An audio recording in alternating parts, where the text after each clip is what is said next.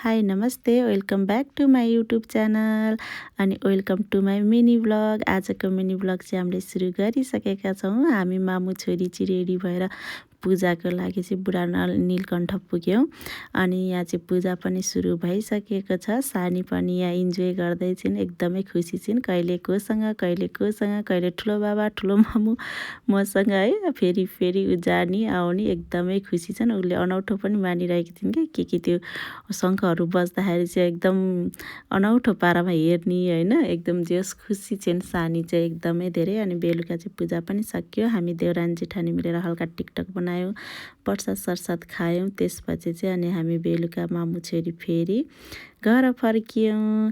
अनि यहाँसम्म आइपुग्नु भने चाहिँ प्लिज सब्सक्राइब गर्न नबिर्सिनु होला। सब्सक्राइब गरिसकेपछि भिडियो कस्तो लाग्छ हेरेर कमेन्ट गर्न पनि नबिर्सिनु होला।